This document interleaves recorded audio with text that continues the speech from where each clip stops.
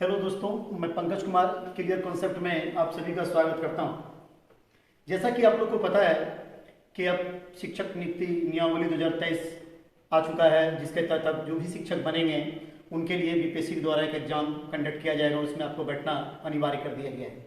और जो पूर्व में नियोजित शिक्षक हैं उनको भी अगर राजकर्मी बनना है तो उसके लिए एग्जाम विशेषरी कर दिया गया है। और जैसा कि आप जानते हैं कि आपकी यह परीक्षाएं जो बनने वाले शिक्षक हैं उसी के साथ आयोजित की जाएगी, और अभी तक तत्काल इसमें किसी प्रकार की छूट बिहार सरकार के द्वारा प्रदान नहीं किया गया है। बीपीएससी लगातार सरकार के निर्देशानुसार अपने कार्यों को आगे बढ़ा रही है, और अपने कार्यों को आगे बढ़ाते हुए उन्होंने कुछ दिन पूर्व में सिलेबस जारी कर दिया है। सिलेबस को लेके बहुत सारे शिक्षक और शिक्षक अभ्यर्थी ने हमसे प्रश्न कर रहे थे कि किस प्रकार से आएगा, जरा सर इसके बारे में कुछ मार्गदर्शन दिया जाए। तो सिलेबस पे आज हम एक छोटा सा वीडियो लेके आए हैं आप सभी के लिए। अगर ये पूरा सिलेबस अगर आपको समझना है तो निश्चित रूप से ये वीडियो आपको अंत तक देखना पड़ेगा, और यह मेरा एक बेहतरीन प्रयास होगा कि अगर आप पूरा वीडियो देख लेते हैं तो निश्चित रूप से सिलेबस में आपको प्रॉब्लम नहीं आएगा। और एग्जाम तैयारी करने से पहले यह बहुत जरूरी है कि सिलेबस को भली भांति जानें। अगर आप सिलेबस को नहीं जानते हैं तो फिर तैयारी करने में अनेकों कठिनाइयां आपके सामने आएंगी। तो सबसे पहले हम सिलेबस के बारे में बात करते हैं। जैसा कि आपको पता है, मैं आज दो सिलेबस के बारे में आपसे चर्चा करूंगा, एक 1 to 5 और एक 9-10। चूंकि आपको पता है 6 to 8 के बारे में सिलेबस तो जारी कर दिया है, लेकिन अभी उसके बारे में कहा गया है कि विज्ञापन नहीं आएगा। तो जब उसके बारे में विज्ञापन आएगा तो फिर हम लोग उसके बारे में भी बात करेंगे। ये वीडियो आपको ऐसा लगातार मेरे द्वारा आपको समय समय पर प्रदान किया भी जाएगा। तो हम लोग सबसे पहले बात करते हैं 1 to 5 और 9-10 के बारे में। तो सबसे शुरुआत में हम लोग 1 to 5 के बारे में बात करते हैं।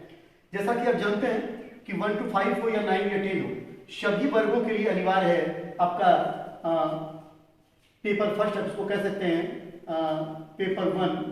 पेपर 1 में जो आपका आएगा वो अंग्रेजी आपका 25 नंबर का होगा। हिंदी, उर्दू, बांग्ला ये 75 नंबर के होंगे। हिंदी, उर्दू, बांग्ला लिखने का मतलब है कि हिंदी से भी 75 प्रश्न होंगे, उर्दू से भी 75 प्रश्न होंगे और बांग्ला से भी 75 प्रश्न होंगे। इन तीनों में से आप किसे चुनते हैं ये आप पे डिपेंड करता है।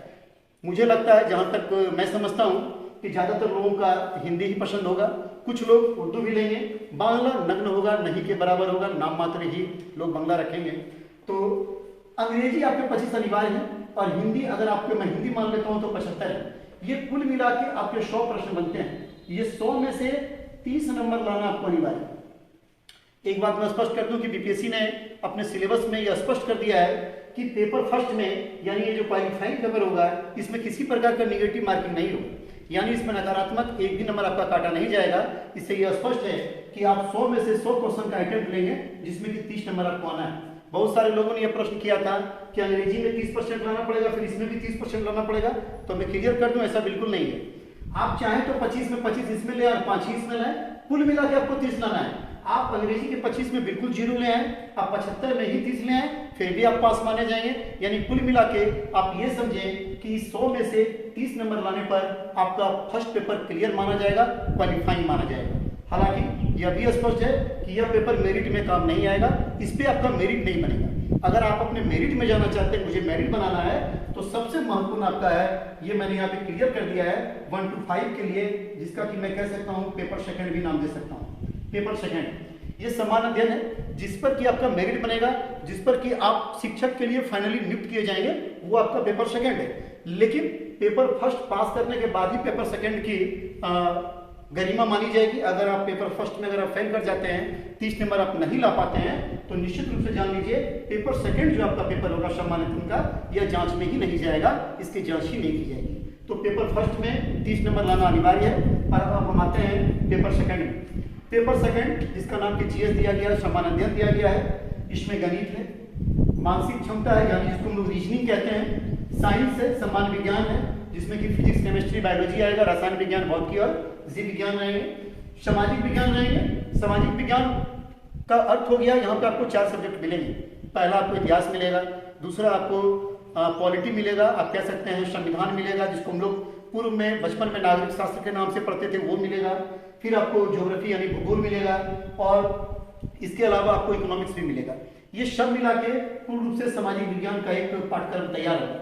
हालांकि इसमें अलग से जोड़ा गया जो पार्ट है, जो सबसे ज्यादा महत्वपूर्ण है और गौर करने की बात है कि राष्ट्रीय आंदोलन यानी कि फ्रीडम मूवमेंट, तो फ्रीडम मूवमेंट को लेकर लोगों में थोड़ा चर्चा है कि फ्रीडम मूवमेंट को किस प्रकार से पढ़ा जाए।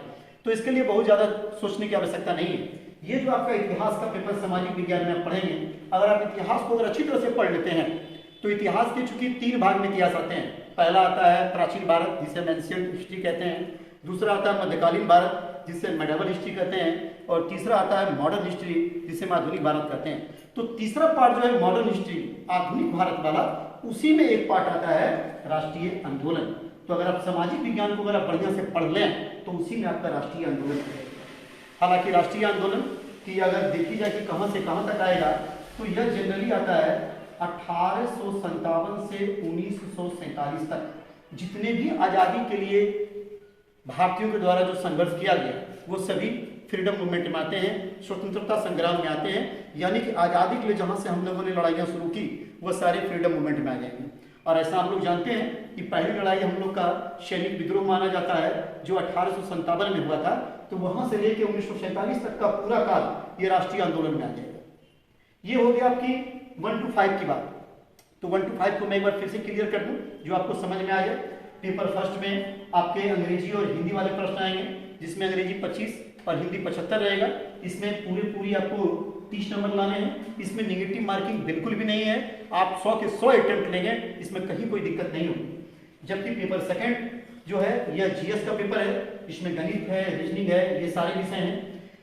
एक बात और कर दूं मैं कि सरकार ने या बीपीएससी ने यह भी क्लियर कर दिया कि 1 to 5 के लेवल का जो भी प्रश्न आएगा वो ऐसा ना समझे कि 1 to 5 के ही सिलेबस से रहेगा या 1 to 5 के क्लास से रहेगा, बिल्कुल नहीं। उन्होंने कह दिया है कि आपके योग्यता पर आधारित होगी। यानी आप अगर इंटर पास पे अगर ये बहाली है तो आपका जो प्रश्न का जो योग्यता होगा उसकी क्वालिटी जो होगी वह इंटर को टच करने वाली होगी। तो इसके लिए पढ़ाई का स्तर आप 1 to 5 से थोड़ा आगे लेके जाएंगे। कैसे पढ़ना मैं ये भी बताऊंगा, मैं चर्चा करूंगा। ये प्रश्न होंगे आपके 150 नंबर के, जिसके लिए आपको 2 घंटे का समय दिया जाएगा। 2 घंटे आपको इसमें हिंदी में भी 2 घंटा मिलेगा और 2 घंटा आपको इसमें मिलेगा समान अध्ययन में भी, जिसमें जो कि 150 नंबर का होगा। और एक बात जो सबसे गौर करने वाली है कि यह निगेटिव मार्किंग का होगा, यहाँ पे नकारात्मक होंगे। निगेटिव कितना होगा अभी यह तय नहीं है, लेकिन जैसा बीपीएससी का पूर्व में जो इसका रहा है कार्य करने का तरीका, उसके अनुसार लगता है कि 1/4 रहेगा।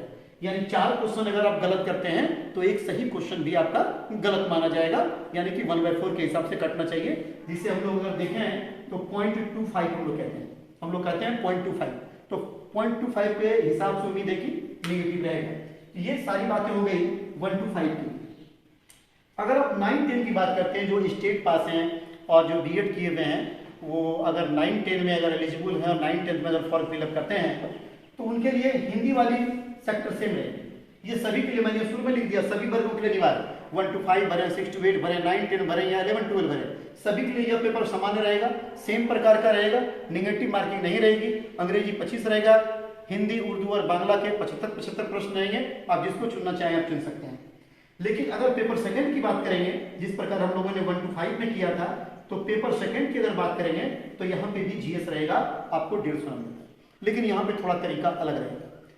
आप जिस विषय से आपका ऑनर्स है या जिस विषय से आप फॉर्म को फिलअप किए हैं उस विषय से 100 प्रश्न पूछे जाएंगे। जैसे कि अगर आप हिंदी लिटरेचर के लेते हैं तो हिंदी से ही 100 प्रश्न पूछे जाएंगे। आपका उर्दू अगर है, उर्दू से ही 100 प्रश्न पूछे जाएंगे। आपका अगर विज्ञान है तो फिजिक्स, केमिस्ट्री, बायोलॉजी से 100 प्रश्न पूछे जाएंगे। अगर आपका सामाजिक विज्ञान है तो हिस्ट्री, पॉलिटी, ज्योग्राफी इत्यादि से प्रश्न पूछे जाएंगे। अंग्रेजी, गणित है तो इसी से ही 100 प्रश्न पूछे जाएंगे। ये हो गया आपका पेपर 100 नंबर का रहेगा।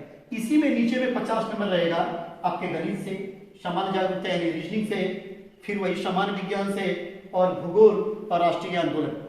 जो राष्ट्रीय आंदोलन 1 to 5 में था, सेम सिलेबस को उठा के 9-10 में रखा गया है।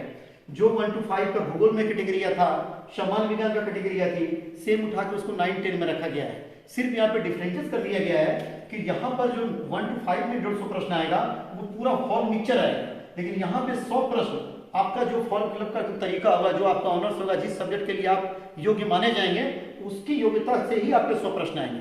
बाद बाकी 50 प्रश्न आपको अन्य जीएस से पूछे जाएंगे। तो ये बहुत ज़्यादा टफ नहीं है, एक हौसले का जरूरत है और आसानी से बीपीएससी आप क्रैक कर सकते हैं। मन में जो भी शिक्षक अभ्यर्थी हैं या नियोजित शिक्षक हो, यह नहीं सोचे कि कैसे होगा, क्या करना पड़ेगा, आसानी से होगा।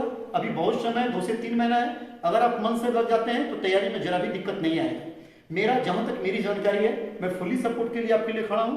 हाँ, मैं एक बात और कह देता हूं, आपको बताना चाहता हूं कि इसमें कौन कौन से बुक पढ़ने हैं। यह बहुत जगह से प्रश्न पूछा जा रहा है, सर कौन सा किताब खरीदें, कौन सा बुक पढ़ें। तो किसी किताब का ढेर लगाने से या बहुत सारे बुक खरीदने से परीक्षाएं पास कर जाएंगी, ऐसी भ्रांतियां मन से सबसे पहले आप निकाल दें। आप एनसीईआरटी की किताब पढ़ें, बहुत कारगर होगा।